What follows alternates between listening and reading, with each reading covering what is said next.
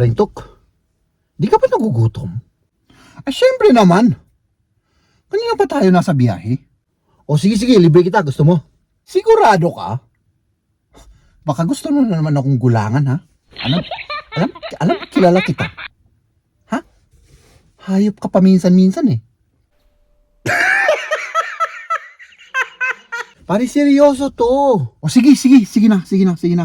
Pero, paring Tok, bago yan, kailangan masagot mo to ng tama. Sinasabi ko na nga ba eh. May binabalak ka na naman. Ikaw, ano bang akala mo sa akin? Ha? T-A-N-G-A? Ikaw? Ay nako, style mo bulok. Wala pare. Puzzle lang to. Yun bang palaisipan ba? Yun bang bugtong-bugtong? Sige na. Para matapos na nga yan. Sige na. Pag nasagot mo to, paring Tok. Ha? Pati panulak, paring Tok. Sagot ko na rin. Ang tanong, paring Tok. Makinig kang mabuti, ha? Makinig kang mabuti at intindihin mo kung ano yung tanong. Okay?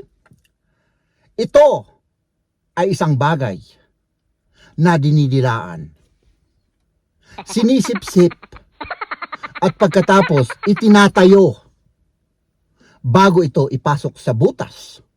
Ha! Kailangan pag-isipan mo to, paring Tok, ha? Talagang nakasalalay ang ano mo rito, ang pagkain mo rito, at may panulak pa.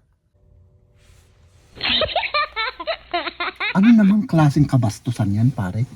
Alam mo namang pag gutom ang tao, madaling uminit ang ulo ko. Pinapainit mo na naman ng ulo ko.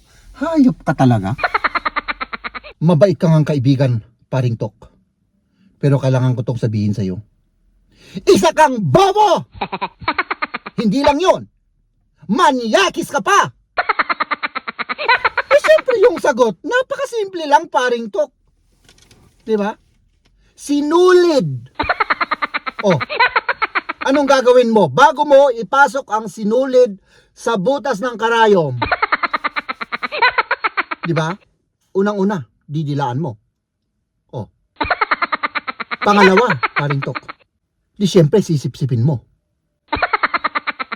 Kasi, pag itinayo mo yan na hindi mo sinipsip, siyempre, gaganon-ganon yan.